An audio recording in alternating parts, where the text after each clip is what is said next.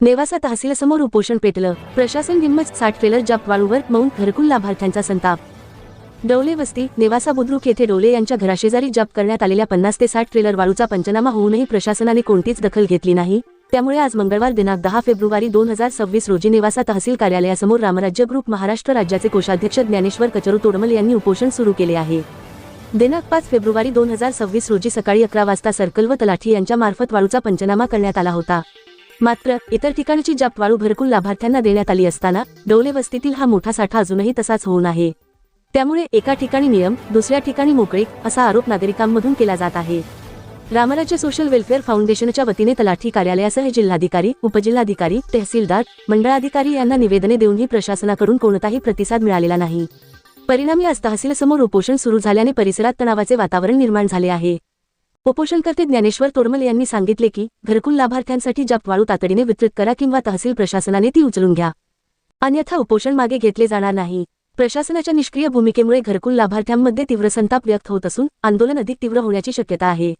तसेच यावेळेस उपोषणस्थळी किशोर बोरकर यांनी आपली स्पष्ट भूमिका बांधून घरकुल लाभार्थ्यांची बाजू मांडली. तसेच या उपोषणाप्रसंगी संजय पवार, अरुण गोंजारी, राहुल बंदिवान सह घरकुल लाभार्थी व नेवासा येथील ग्रामस्थ मोठ्या संख्येने नेवासा तहसील समोर तळ ठोकून आहे.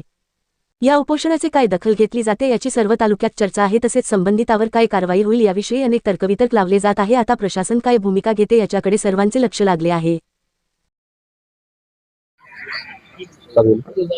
आज नेवासा तहसील समोर रामराज्य ग्रुपच्या वतीने उपोषण करण्यात येत आहे. तरी रामराज्य ग्रुपचे सदस्य व कोषाध्यक्ष इथं बसले आहे. तरी आपण जाणून घेऊया त्यांच्या समस्या काय आहे नेमकं. तरी आपण इथं नेवासा तहसील समोर उपोषणासाठी बसला आहात, नेमका काय प्रश्न आहे? आमचा प्रश्न नाही, आमचा असा मुद्दा आहे की जे नेवासा बुद्रुकला जे 3 पंचनामे केले प्रांत साहेबांनी आणि मंडल अधिकारी तलाठ्यांनी, त्याच्यातील त्यामधील 2 पंचनामे केले. कशा बाबतीत? वाळूचे 2 पंचनामे केले. ती वाळू त्यांनी उचलून काही तहसीलला नेली, काही घरकुलांना दिली.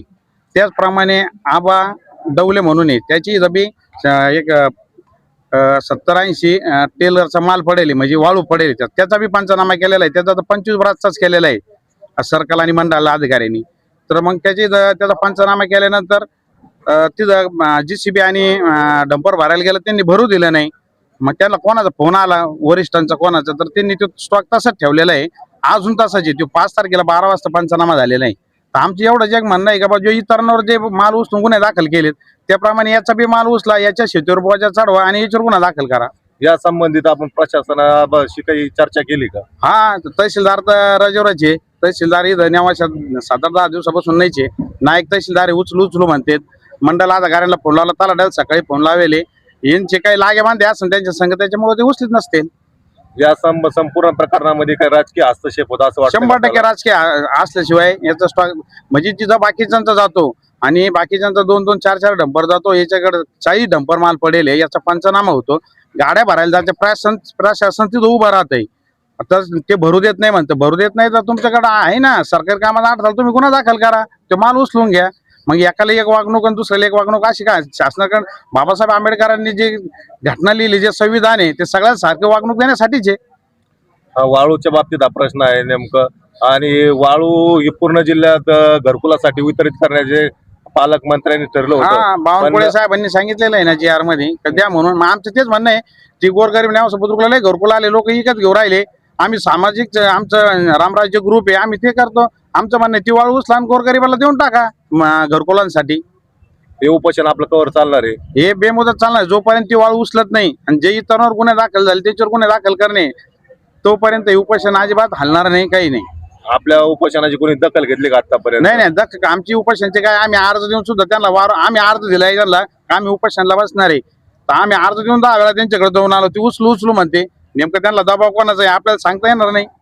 आता आम्हाला तर आम्हाला सगळं म्हणजे बराच असं वाटतं का ते राजकीय लोक आहे, त्यांची तर माल पडेल, ते माजी आमदाराची पाहुणे पण येते, त्याच्यामुळं काहीतरी होऊ शकतं. हे होत्या रामराज्य ग्रुपच्या वतीने नेवासा येथे उपोषण चालू आहे. माऊली तोडमल यांनी वेळोवेळी प्रशासनाला या बाबतीत प्रश्न विचारणा केली, तरी अद्यापपर्यंत दखल घेतली नाही. आपण सुद्धा त्यांच्यासोबत इथं उपोषणासाठी बसला, तरी आज काय सांगाल आपण? आतापर्यंत त्यांनी बऱ्याच जणांचे स्टॉक उचललेत, बाहेरचे उचललेत, सगळे उचललेत. मग हा स्टॉक तसाच पडलेला आहे. तर यांना प्रशासनाचा पाठिंबा आहे का काय आहे का, याच्या मागे कोणाचा वर हस्तक्षेप आहे हे काय अजूनपर्यंत कळलेलं नाही. आणि अजूनपर्यंत तो स्टॉक उचललेला नाहीये. आणि तो स्टॉक का बरं उचलला नाही याची पण माहिती पुरवलेली नाही त्यांनी. आपण विचारणा केली त्यांना आजपर्यंत, त्यांनी अजूनपर्यंत आपल्याला माहिती पुरवलेली नाहीये. आणि आमची त्यांना प्रशासनाला विनंती आहे का हा त्वरित उचलून त्यांच्यावर ज्यांनी अडथळे निर्माण केले त्यांच्यावर गुन्हे दाखल करावेत. सरकारी कामामध्ये ज्यांनी अडथळे निर्माण केले त्यांच्यावर. एकंदरीत प्रश्न असा निर्माण झाला आहे का इथं वाळू तस्करांकडून स्टॉक निर्माण करण्यात आले व ते स्टॉक जाणून बुजून ठराविकच लोकांचे स्टॉक जनतेच्या निर्देशनात आणून दिले व ते वितरित करण्यात आले आणि काही राजकीय हस्तक्षेप असल्यामुळे स्टॉक तिथे ठेवण्यात आले असं प्राथमिक दर्शनी दिसतंय. तर या बाबतीत आपलं काय मत आहे?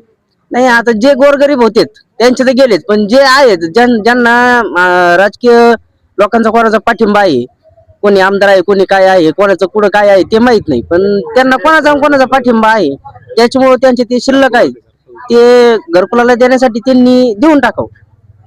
आणि अशी सुद्धा चर्चा आहे तालुक्यामध्ये का वाळू तस्करीचा प्रमाण नेवासा तालुक्यात मोठ्या प्रमाणात वाढलेलं आहे आणि वाळूच्या मुळे एखादा काहीतरी संघर्ष होण्याची शक्यता आहे. तर या बाबतीत आपण काय सांगाल? वाळूमुळे काय असं संघर्ष होईल असं काय मला वाटत नाही. कारण वाळू वाहणारी जनता सुद्धा काय लई मोठ्या घरची नाहीये, गोरगरीब लोक आहेत. काय एका गाडी मागे 100 जणांचे कुटुंब पोट भरतात. त्यांच्यावर सुद्धा शासनाने असं जर केलं तर त्यांना रोजगार दिला तर काही अडचण नाही, लोक वाळू व्हायची सोडून देतील. वाळू खुलीकरण करण्यात यावे असं आपलं मत आहे का? हा. म्हणजे घरकुलासाठी किंवा घरकुलासाठी वाळू बांधकामासाठी देऊन टाकावती. धन्यवाद. आपल्या सोबत रामराज्य ग्रुपचे कोषाध्यक्ष माऊली भोतोडमल त्यांनी वेळोवेळी प्रशासनाला दखल देऊन सुद्धा आतापर्यंत कोणी दखल घेतली नाही, त्यामुळे त्यांनी उपोषणाचा मार्ग निवडलाय. पाहूया काय होतं या प्रकरणामध्ये. कॅमेरामॅन किरण चव्हाण. राज्यातील आणि देशातील ताज्या आणि विश्वासार्ह बातम्या पाहण्यासाठी नेहमी अपडेट रहा प्रिन्स महाराष्ट्र न्यूज सोबत. राजकीय, सामाजिक आणि देशातील प्रत्येक महत्त्वाची घडामोड सर्वात आधी पाहण्यासाठी आजच prince Maharashtra news YouTube channel subscribe करा.